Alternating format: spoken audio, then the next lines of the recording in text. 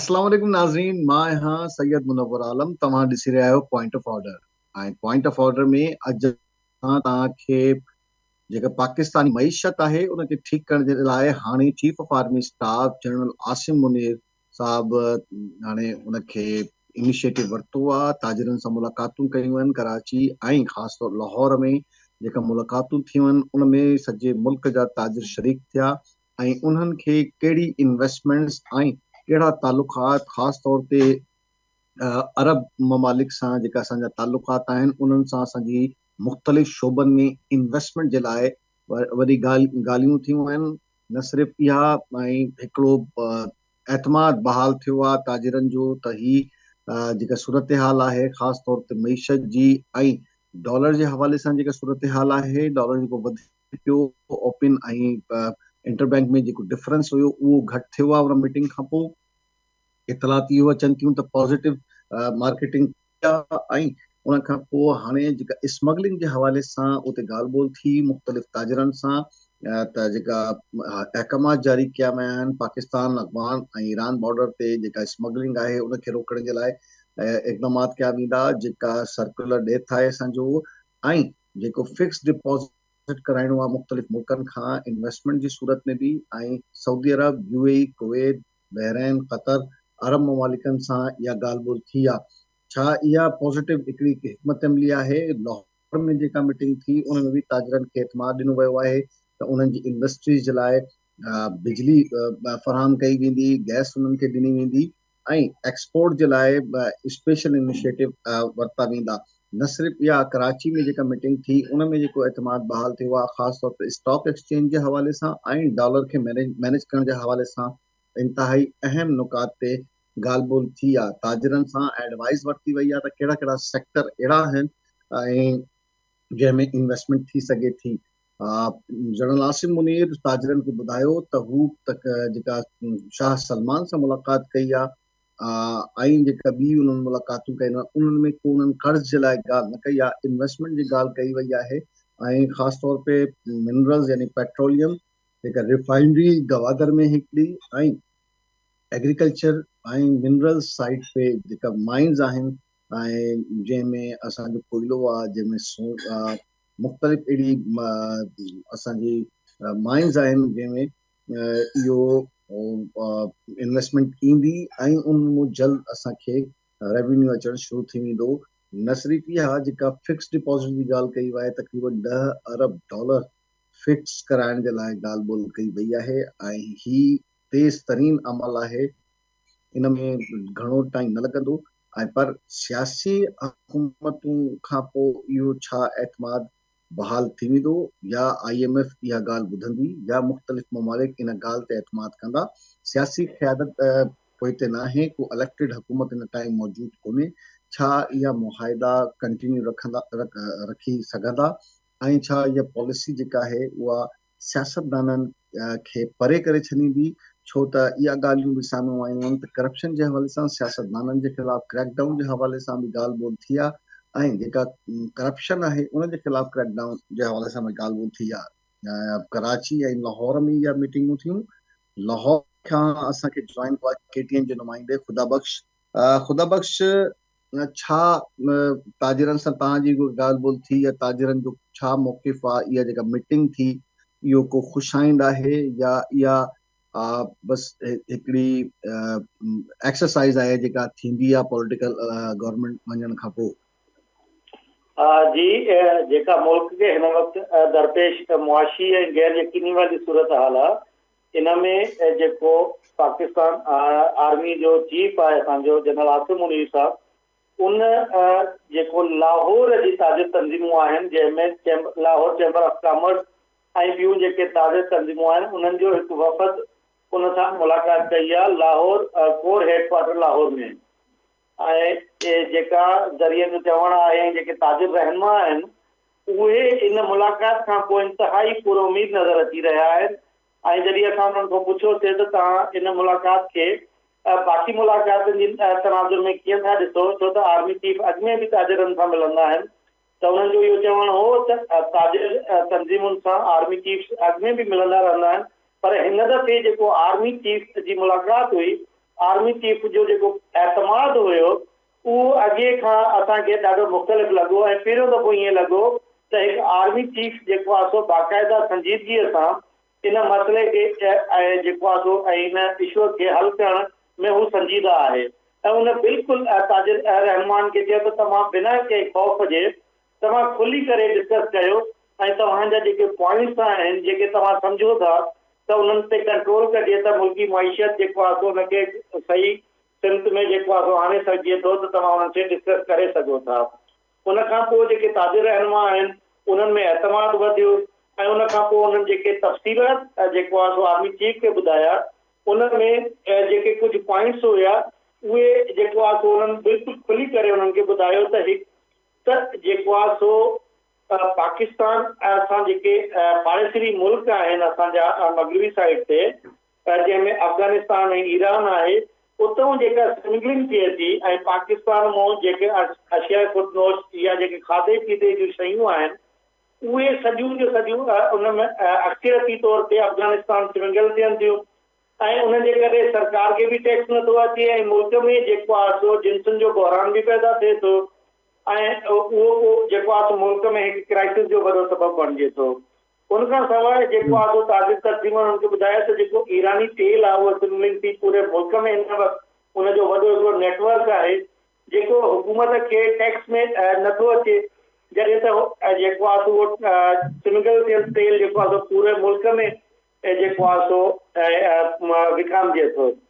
उन खां अलावा जेको डॉलर जे हवाले सां बि जेको आहे रहनुमा हुया उन्हनि आर्मी चीफ खे ॿुधायो त डॉलर जेको आहे सो हिन वक़्तु मार्केट में मिले ई नथो जेकॾहिं सरकारी रेट हुनजो 308 रुपया 9 रुपया या 10 रुपया आहे त उहो 330 रुपए में बि नथो मिले ऐं जेका डॉलर जी खोट आहे उनजो वॾे में वॾो सबबु जेको मनी एक्सचेंज कंपनियूं आहिनि उन्हनि जो चेक एंड बैलेंस सिस्टम जेको आहे उहो न हुजण जे बराबरि आहे जॾहिं त दुनिया में जेको डॉलर या मनी एक्सचेंज हूंदी आहे उहा बैंकिंग सोर्स जे ज़रिए थींदी आहे ऐं हिते जेको आहे सो असांजूं अनरजिस्टर्ड मनी एक्सचेंज कंपनियूं जेको आहे सो डॉलर खे जेको आहे सो हुनखे हलाइनि पियूं ऐं उन सां जेको आहे सो हुनजो को रिकॉर्ड ई नथो अचे त डॉलर जेको आहे सो केरु थो वठे काॾे थो खणी वञे ऐं हुनखे कीअं थो गुम कयो वञे त उनखे कंट्रोल कयो वञे।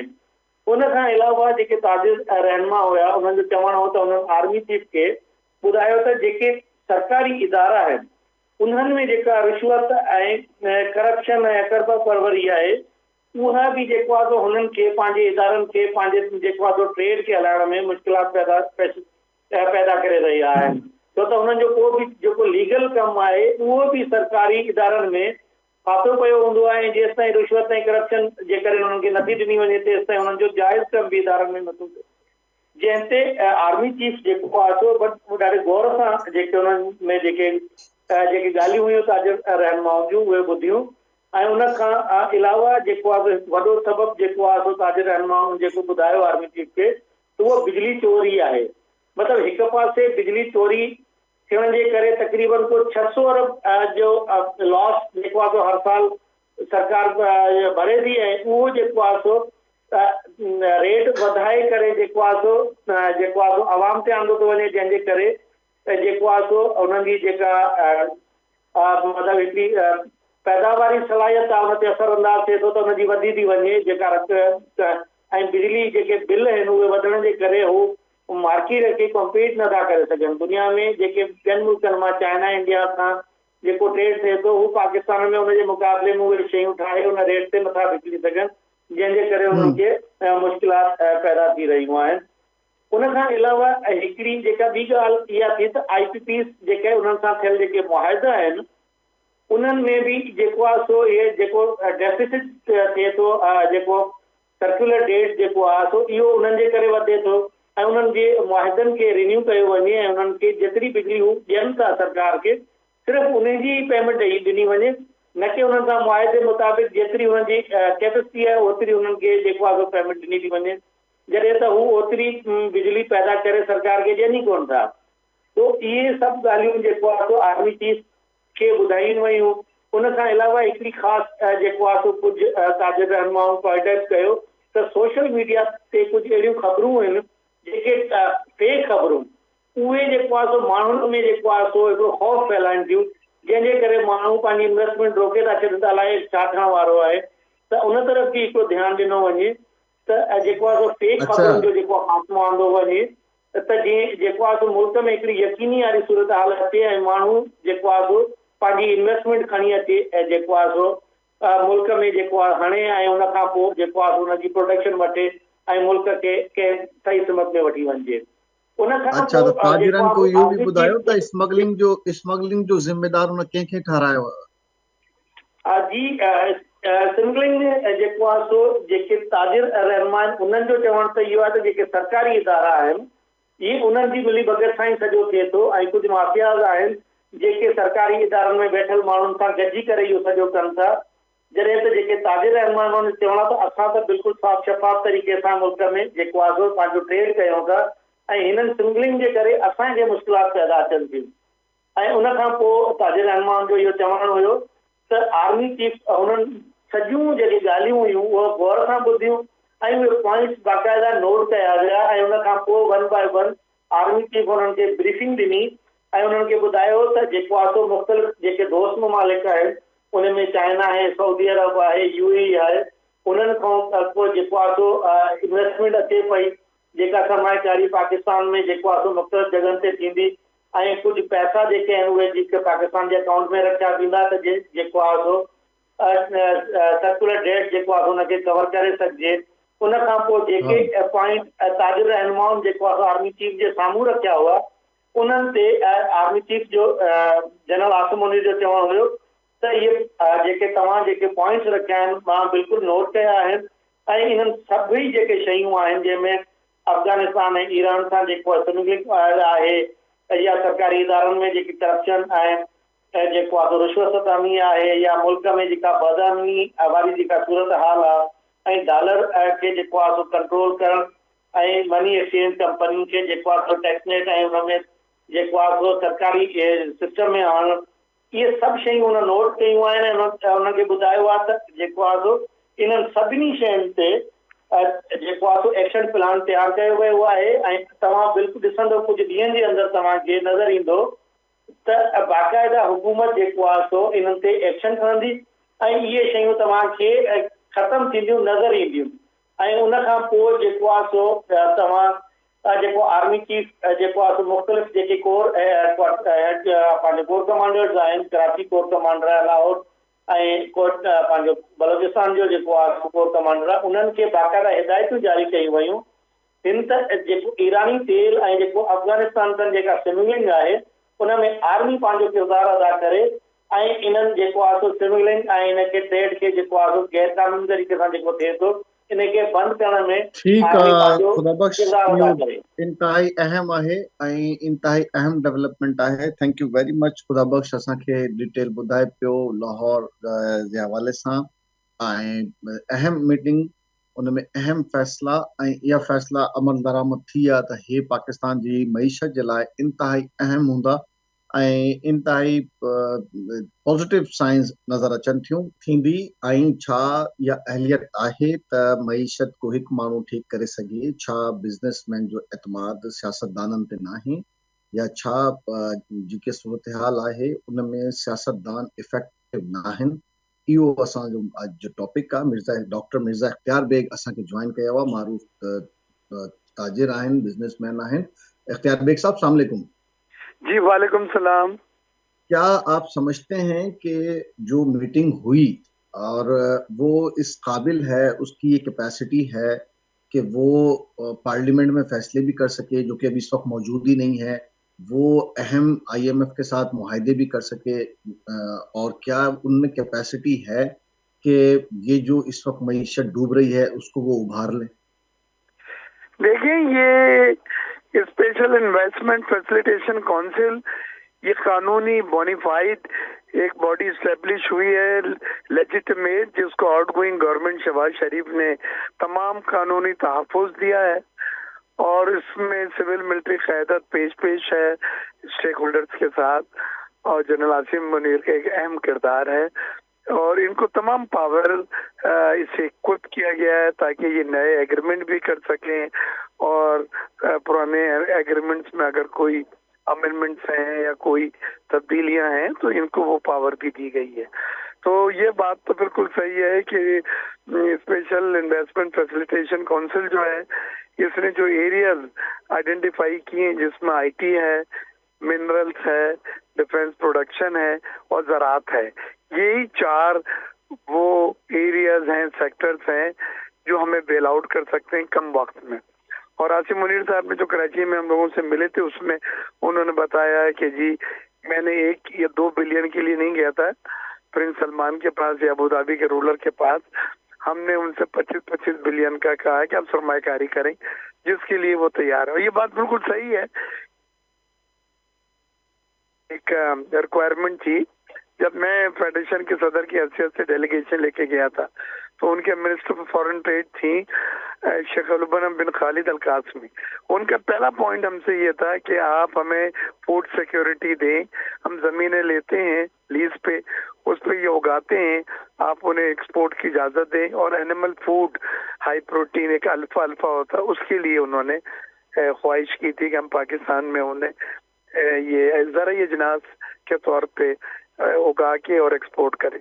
तो अब वो चीज़ क्योंकि फौज आई है, ये काउंसिल को पावर दी गई है, तो अब वो जमीनें वगैरह देने की हम पोजीशन में हैं और ये उसके लिए सरमायाकारी करने को तैयार हैं। 25-25 अरब की जो कमिट किया है जनरल आसिम मुनीर के साथ, तो ये एक अच्छी बात है। दूसरे $10 बिलियन के इजाफी उन्होंने स्टेट बैंक में फंड्स रखने की बात की है, जिसकी अदायगी वाटर ट्रेड से यानी लेन देन से वो करेंगे। तो ये उसके बाद वो कहते हैं हम कुवैत और कतर भी जाएंगे। तो ये फिगर इतनी ज्यादा और इतनी अट्रैक्टिव और इतनी अच्छी है कि अगर इसका आधा भी हो जाता है तो हमारे तमाम मसाइल दूर हो जाएंगे, हमारा फॉरेन रिजर्व जो है वो मुस्तहकम हो जाएंगे, रुपये पे दबाव जो है वो खत्म हो जाएगा। और फिर उन्होंने जो बातें करी थी करप्शन को दूर करने की, स्मगलिंग की, अफगान और ईरान बॉर्डर पे जो फर्नेस ऑयल है, शक्कर है, आटा है, अभी से क्रैकडाउन शुरू हो गए हैं। कल और आज में लोग पकड़े गए हैं, उठाए गए हैं, बॉर्डर को सील कर रहे हैं। तो इसी तरह डॉलर पे फर्क आया, 2 दिन में 18 रुपए कम हो गया है, अब ऑफिशियल हो गया 305 और ओपन मार्केट में हो गया सिर्फ 307। 2 रुपए का फर्क है सिर्फ, या पहले ये फर्क था 30 रुपए का हो गया था। तो अब 307 है और 305 है इंटरबैंक में ऑफिशियल। तो ये अच्छे नताइज देखने को मिले हैं। मुबारकबाद पेश करता हूँ जनरल आसिम मुनीर को, वो बड़ा होमवर्क कर कर आए थे और उन्हें मसाइल तो ये जो एफर्ट्स हैं, आप समझते हैं कि ये पॉलिटिकल पार्टीज की जो गवर्नमेंट होती है उसके साथ ये एफर्ट्स नहीं थी, या उस वक्त इस तरह से पॉलिटिकल पार्टीज में आपको याद है हमने एक चीज इससे पहले और की थी, और वो एफएटीएफ से पाकिस्तान को ग्रे लिस्ट से निकाला था, और वो जो बॉडी बनी थी जो काम कर रही थी उसमें भी सिविल मिलिट्री क़यादत थी, बाजवा साहब थे, और उन्होंने न सिर्फ कानून में जो तब्दीलियां थी वो करवाई, बल्कि हर डिपार्टमेंट उनका मेजर जनरल ब्रिगेडियर होते थे, वो वहां से काम करवा के लाता था, चाहे स्टेट बैंक हो चाहे FBI हो वगैरह वगैरह। ये उसका रिप्लिका है। और मुझे पूरी उम्मीद है कि जनरल आसिम मुनीर साहब, जिनको इन ममालिक के सरबराहान का एक करीबी ताल्लुकात हैं, ये पाकिस्तान को अब लोन मांगते हो तो शर्म आती है ना, वो देने के लिए तैयार है। सरमायाकारी मिनरल्स में वो दुनिया में ढूंढ रहे हैं, हम कहाँ करें। आपको ने बलूचिस्तान में रिकोडेक को दिया है, उसके अलावा बहुत सारी माइंस है हमारे पास जिसकी माइनिंग की जा सकती है। थर में कोयले के ऊपर हमने वो 75-76 साल काले सोने को जमीन की नीचे दबा के रखा था, उसको अब निकाल के हम न सिर्फ अपने पावर प्रोजेक्ट पे यूज कर सकते हैं और कर रहे हैं, बल्कि एक्सपोर्ट भी कर सकते हैं। तो ये तमाम चीजें अब खुशाइंद हैं। अब मैं तो बड़ा ऑप्टिमिस्टिक हूँ और जनरल आसिम मुनीर को मुबारकबाद पेश करता हूँ। उन्होंने बड़ा अच्छा होमवर्क किया था और हमारे से जितनी भी बातें हुई वो बॉडी लैंग्वेज उनकी ये थी कि वो समझते भी हैं और उसको हल करने के लिए कोशिश भी है। आप समझते हैं सियासी हुकूमत आने के बाद ये जो कमेटी है और ये जो स्पेशल इन्वेस्टमेंट का जो एक पूरा तरीकेकार है, ये इसी तरह कंटिन्यू रहेगा? जी बिल्कुल रहेगा, इसको लेजिस्लेटिव कवर है और ये ना होने की वजह से तो ये प्रोजेक्ट पुराना ही है सब, ये ज़राअत का, ये मिनरल्स का, ये आरामको के साथ जो ऑयल रिफाइनरी आ रही है ग्वादर में, लेकिन क्योंकि पेरेंट बॉडी नहीं थी पावरफुल जो ये काम करा सकती मुख्तलिफ मिनिस्ट्रीज में, डिपार्टमेंट्स में, ये नहीं आगे बढ़ सका। आप देखें कि उनके उन तमाम इदारों में एक्सेस है और वो सलाहियत रखते हैं, कैपेसिटी है कि इन कामों को और इन कामों के रास्ते में जो रुकावटें उनको दूर किया जा सके। तो आप समझते हैं कि अगर ये सूरत हाल रही तो जो आने वाली हुकूमत होगी वो उसके लिए आसानियां होंगी और वो ताखीर से आएगी या जल्द आ जाएगी? देखिए उससे हुकूमत के कोई ताल्लुक नहीं, हुकूमत तो इलेक्शन जब होंगे उसके बाद ही आएगी। इलेक्शन का क्या जा रहा है, फरवरी तक है, मार्च में सेनेट के इलेक्शन भी ड्यू हैं, तो फरवरी का फिगर एक्सेप्टेबल लगता है। लेकिन नई हुकूमत जो भी आएगी वो, IMF ने भी अपना जो लोन है वो 3 हिस्सों में बांटा है। एक उसने जाने वाली हुकूमत को 1 बिलियन दिया था शहबाज शरीफ, 1 बिलियन वो इनको देंगी केयर टेकर को, और 1 बिलियन मुंतखब हुकूमत, नौ मुंतखब हुकूमत जो आएगी उसको दिया जाएगा, ताकि तीनों स्टेक होल्डर जो हैं ऑन बोर्ड रहें।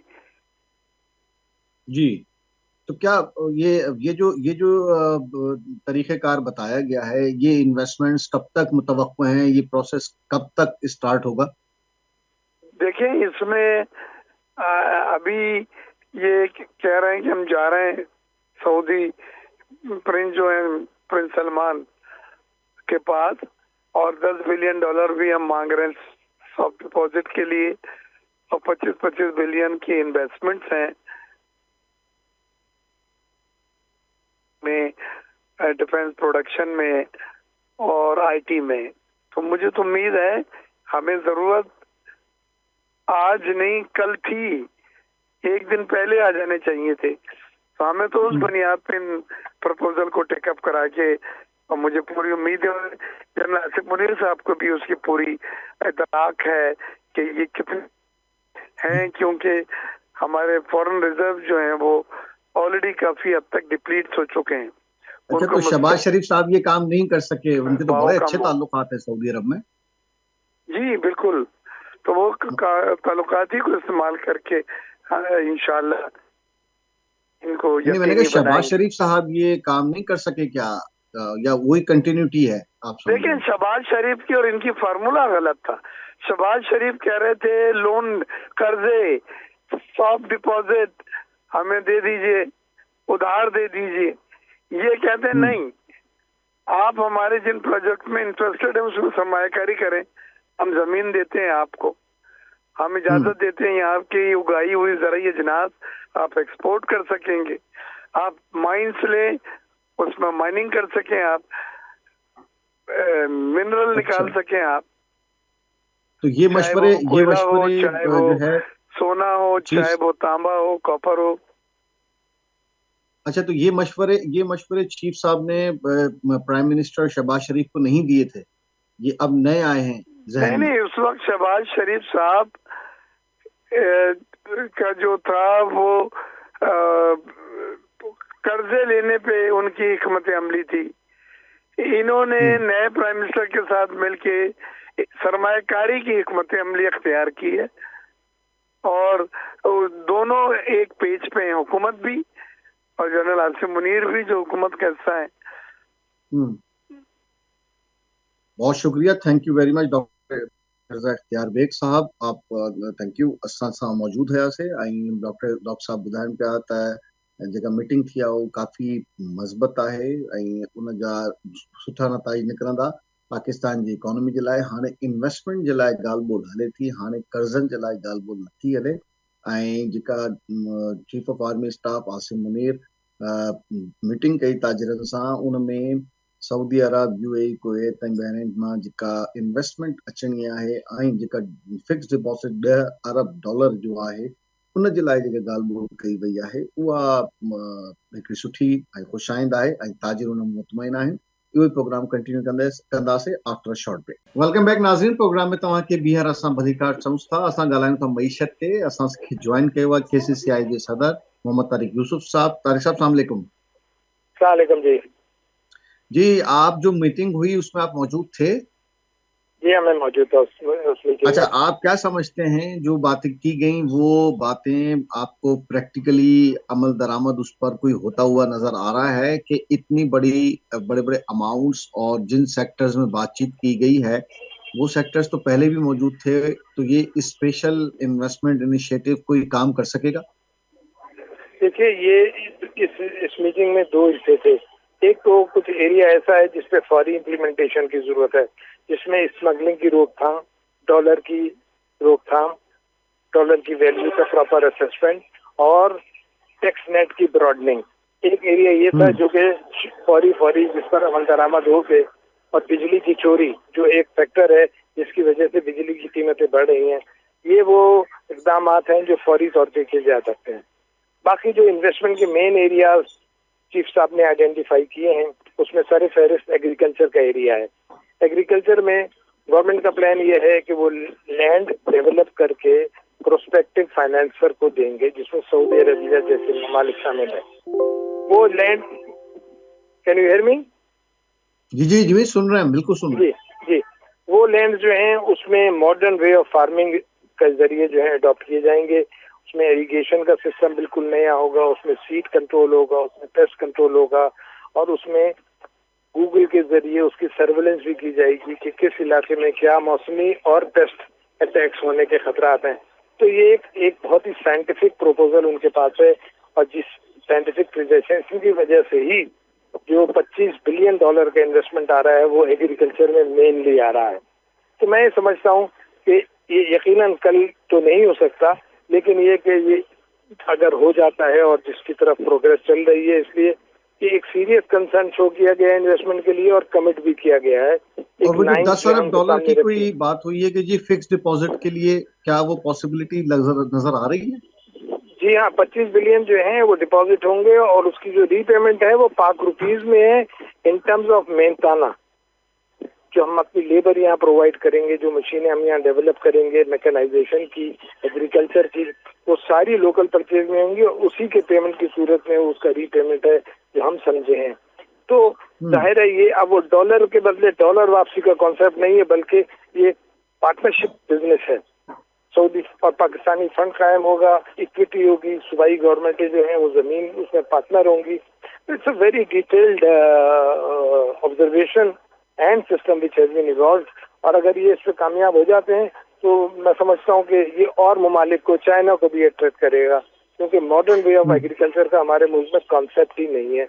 हमारे यहाँ तो जो ये कॉन्सेप्ट तो है, ये यूसुफ साहब, ये कॉन्सेप्ट तो काफी पुराना है और ये प्रपोजल तो कई सियासी हुकूमतें देती रही हैं।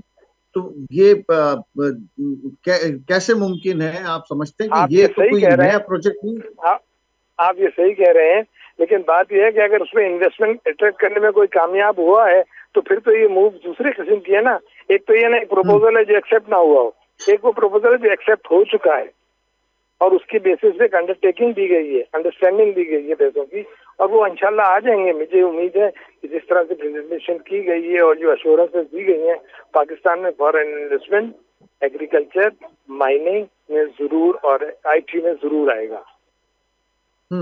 आप समझते हैं कि ये जो मतलब ये एक महीने में, अभी तो पूरा महीना ही समझे हुआ है, एक माह में इतनी बड़ी तब्दीली पूरी दुनिया के दिमाग में ये आ जाएगी कि जी इससे पहले जितनी बहुत जी अच्छे वो अच्छे तो कह ताल्लुकात रहे हैं वाले कि मैं वजीर आजम। मिलकर आया हूँ।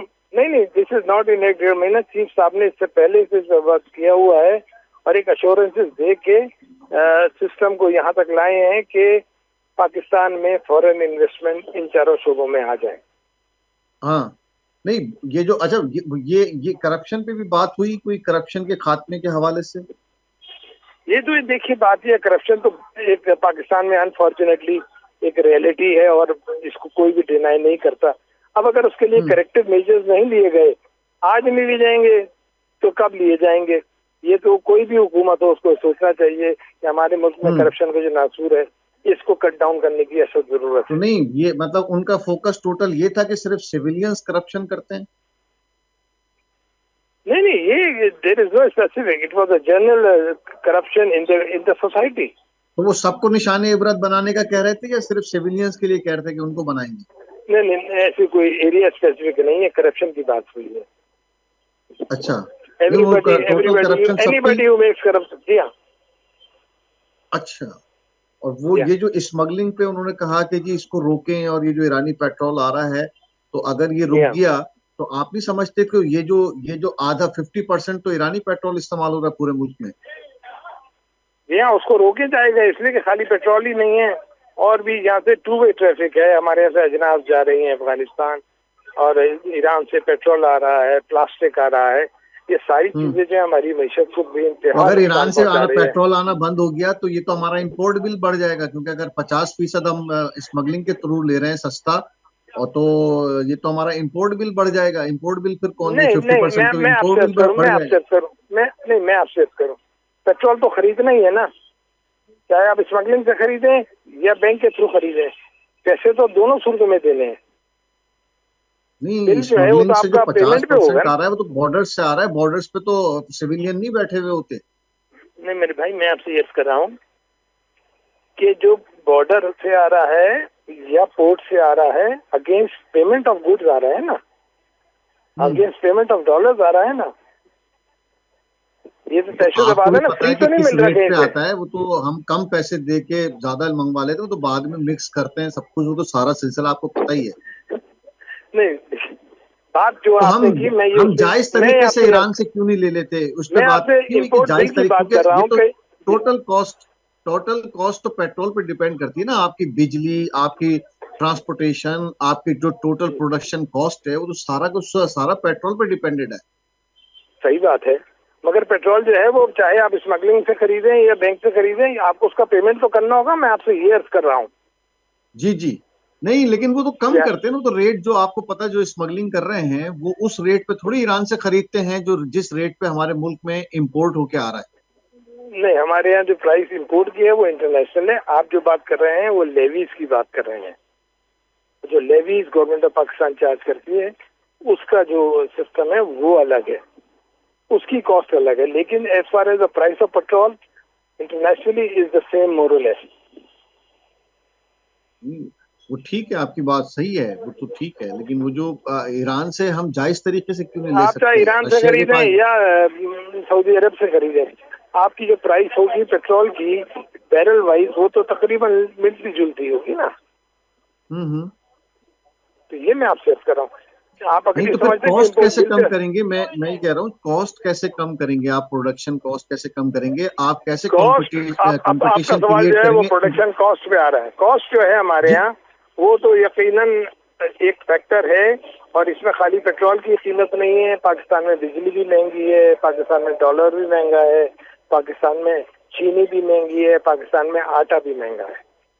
पाकिस्तान तो में मैं जो वही तो कह रहा हूँ कि फिर तो महंगाई है कैसे वो हम एक अलग इशू है। कॉम्पीट कैसे कर पाएंगे? ये फॉर्मूला कैसे चल पाएगा पूरी दुनिया में? हम कैसे एक्सपोर्ट को बढ़ा पाएंगे? ये जो इशू है डेफिनेटली हमने इस तरफ तवज्जो दिलाई क्योंकि साहब की कि जो मौजूदा इंडस्ट्री है उसकी कॉस्ट ऑफ डूइंग थिंग्स जो है उसकी तरफ तवज्जो देने की जरूरत है। इन पर्टिकुलर अगर हम इलेक्ट्रिसिटी को देखते हैं तो उसमें जो चोरी का लेवल है वो 30%, 34% के करीब है। आप मुझे बताएं, कोई आदमी भी 34% के नुकसान के साथ कोई चीज इकोनॉमिकली कैसे बेच सकता है? तो इन मेजर्स को लेने की जरूरत है कि पावर की चोरी जो है उसको कम किया जाए, पानी की चोरी को कम किया जाए। तो सारे एरियाज जिनके लिए एक और अगर दूसरे ये आदमी आप आपके समझते तारिक साहब कि मतलब अगर ये फॉर्मूला कामयाब हो गया तो ये तासुर था कि जी हम ताजिर और फोर्सेस मिलकर ही मुल्क को चला सकते हैं, तो अभी सियासी हुकूमत न भी आए और टेक्नोक्रेट्स भी अगर रहें तो मुल्क चलता रहेगा। नहीं, देखिए एक सिस्टम तो बहरहाल होता ही है, तो जिस सूरत में भी हो। ताजिर जो है वो सियासत में पार्टिसिपेट नहीं करते। ताजिरों का काम होता है अपनी ऑब्जर्वेशन देना, अपनी डिफिकल्टीज बताना और उसके सोल्यूशन अगर कोई उनके जहन में हो तो हुकूमत तक पेश कर देना। नहीं, अगर वो हुकूमत चलाना सरबराह के तौर पे सरबराहान से मिलते रहेंगे और फिर वहां से इन्वेस्टमेंट आना शुरू हो जाएगी और फिर ये सारे काम चल पड़ेंगे, आपके एसेट्स ज्यादा हो जाएंगे, आपके पास फिक्स डिपॉजिट आ जाएगा, $25 अरब आ जाएंगे, तो फिर सियासी हुकूमत की तो जरूरत नजर नहीं आ रही ना। सर ये जो एफर्ट्स हैं ये तो चीफ ऑफ आर्मी स्टाफ ने किए हैं। Let's be honest about it. मैं जो बात तो कह रहा हूँ वो खुद कह रहे हैं मैंने लेकर आया हूँ। I have been to the heads of the state और उनसे मैंने रिक्वेस्ट की है और ये मैंने फंड्स को ऑर्गेनाइज किया है। और दूसरी बात यह कि सियासतदानों का जो किरदार है भारत उससे भी कोई इनकार नहीं किया जा सकता। उसकी वजह है, उसकी वजह यह है कि पब्लिक सेक्टर की, मैं बिजनेस कम्युनिटी का रिप्रेजेंटेटिव हूँ। एक आम आदमी का रिप्रेजेंटेटिव जो है वो वही लोग होते हैं जो वोट के जरिए हर दफा अकाउंटेबल होते हैं अपने वोटर को कि आपने क्या नहीं किया, क्या किया है। तो वो एक सिस्टम है to take the problems of the areas through the assembly to the respective offices and resolve them. बहुत शुक्रिया, thank you very much Mohammad Tariq Yousuf साहब, KCCI जो सदर असां सां मौजूद हुयो।